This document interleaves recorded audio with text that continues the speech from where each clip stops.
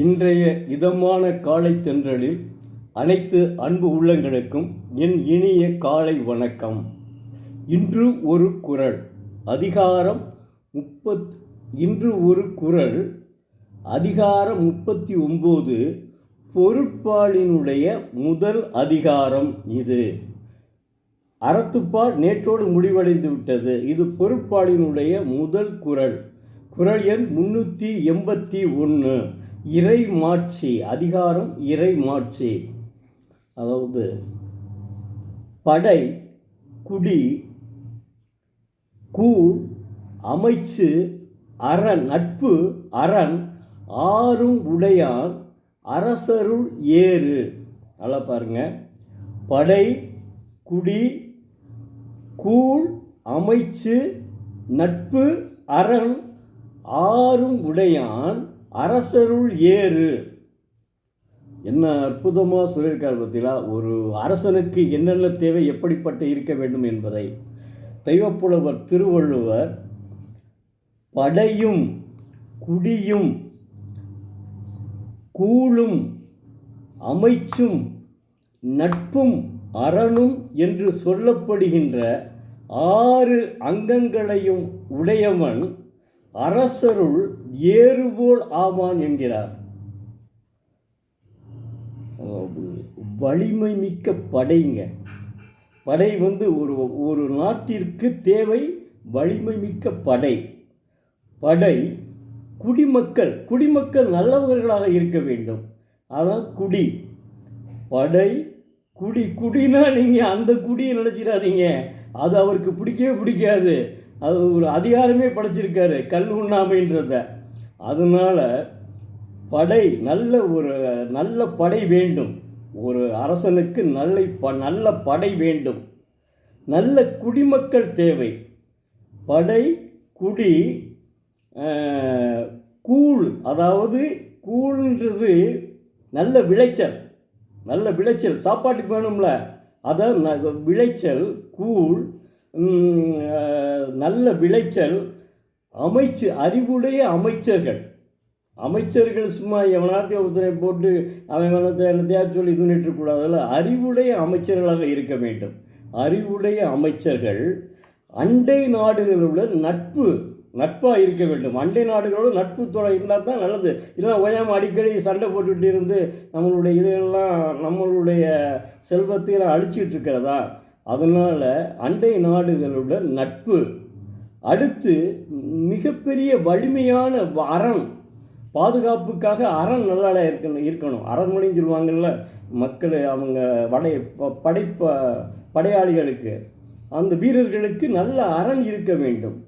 இந்த 6 அழித்தற்கரிய அரண் ஆகிய இந்த 6 உறுப்புகளையும் உடையவனாக ஆட்சி செய்யும் அரசனே தலையாய அரசன். அத்தகைய அரசனுக்கே பிற அரசர்கள் அஞ்சி தலைவணங்குவார்கள். அத்தகைய அரசனை யாராலும் வெல்ல முடியாது. அவன் அரசர்களுக்குள் சிங்கம் போன்றவன். எப்படி தெய்வப்புலவர் திருவள்ளுவர் அருமையாக சொல்லி, பொருட்பாலினுடைய முதல் குறளே நம்மை உற்சாகப்படுத்தி விட்டதுங்க. மாணவ செல்வங்களே, உங்களைத்தான் நான் கேட்டுக்கொள்கிறேன். பொருட்பாலினுடைய முதல் குறளே நம்மை உற்சாகப்படுத்தி விட்டது. அவ்வளவு அற்புதமாக எழுதியிருக்கார். பொருட்பாலுடைய இறைமாட்சின்னு சொல்லிட்டு பொருட்பாலினுடைய முதல் குறளையே அற்புதமாக எழுதியிருக்காருங்க. மாணவ செல்வங்களே, தயவு செய்து தினமும் ஒரு திருக்குறள் படியுங்கள்.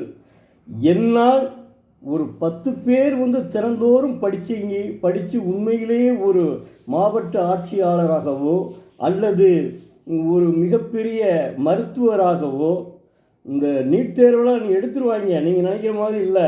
முதல்ல நாங்கள் படிக்கையில் எப்படின்னா, இங்கே நான் பியூசியில் வாங்குகிற மார்க்கை வச்சு தான் எங்களை எடுப்பாங்க, டாக்டருக்கு எடுப்பாங்க, இன்ஜினியருக்கும் அப்படி தான் எடுப்பாங்க. அப்படி இருந்துச்சு. இப்போ நாடு நல்லா தெரிஞ்சு போச்சு. பதிலாக கம்ப்ளீட்டாக மக்களுக்கு தெரிஞ்சிருச்சுங்க. எல்லாமே விழிப்புணர்வு ஆகிட்டாங்க மக்கள். அதனால் நீட் தேர்வெல்லாம் எடுத்துருவாங்க. நீங்கள் கவலைப்படாமல் +2 படிங்க. +2ல் நிறைய மதிப்பெண்கள் வாங்குங்கள். நிச்சயமாக நீங்கள் மாவட்ட ஆட்சித்தலைவராகவும் ஆகலாம் அப்புறம் இது ஒரு நல்ல ஒரு மருத்துவர்களாகவும் ஆகலாம். அங்கேயும் வேலை பார்க்கலாம். அரசுலேயும் தனியாரும் 6 மணிக்கு மேலே தனியாரும் வேலை பார்க்கலாம். ஆனால் மனச்சாட்சியுடன் காசு வாங்க வேண்டும். நம்ம ஒரு இதாக இதை வச்சு நிறையா சம்பாதிக்கணுன்ற எண்ணம் இருக்கக்கூடாது. முடிந்தளவு ஏழைகளை பார்த்தா அவங்களுக்கு தனியாக காசு, செல்வந்தரை பார்த்தா அவருக்கு தனியாக காசு. அதாவது ஒரே மாதிரி காசு இருக்கணும். நீங்கள் பார்த்துக்கிட்டு இது பண்ணிக்கிறணும். அந்த நோய்க்கு தக்கவாறு நீங்கள் ரூபாய் வாங்க வேண்டும். நிச்சயமாக நீங்கள் ஒரு 10 பேர் நிச்சயமாக ஆவீர்கள் அப்படின்னு எனக்கு நம்பிக்கை இருக்குங்க. அதில் ஒன்றும் மாற்றம் கிடையாது. அதுக்காக தான் நான் தினந்தோறும் மாணவர் செல்வங்களுக்காக தான் சொல்லிகிட்டே இருக்கேன். வேறு உள்ள சில பேர் சொல்கிறாங்க, எதுக்கு இதை நீங்கள் சொல்கிறீங்கன்னு சொல்கிறாங்க. அப்படியும் ஆளுங்க இருக்காங்க. அதனால் அவங்கள பற்றி நம்ம ஏன் கவலைப்பட்டுக்கிறானே? நம்ம அடுத்தவனை பற்றி கவலையே பட வேண்டாம். பிகாஸ் அவனுடைய எண்ணம் அப்படித்தான். அவனுடைய எண்ணத்தை போய் நம்ம கேட்டுக்கிட்டு அதுக்கு தக்கவாறு நடக்கிறதுக்கு நம்ம மனிதன் கிடையாது. நம்மளுடைய எண்ணங்களுக்கு தக்கவாறு தான் நாம் நடக்க வேண்டும். அடுத்தவன் சொல்கிறதுக்கெலாம் நம்ம உடன்படக்கூடாது. அதனால் நீங்கள் என்ன செய்யணும், காலையில் 5 மணிக்கு எந்திரிங்க, படிங்க, நல்லபடியாக +2ல் அதிக மதிப்பெண் எடுங்கள். நிச்சயமாக நீங்கள் நன்றாக வருவீர்கள் என்பது என்னுடைய திண்ணமான எண்ணம். நன்றி, வணக்கம். நாளை மீண்டும் ஒரு குரலுடன் உங்களை சந்திக்கும் எழுத்தாளர் சோ. பரமசிவம்.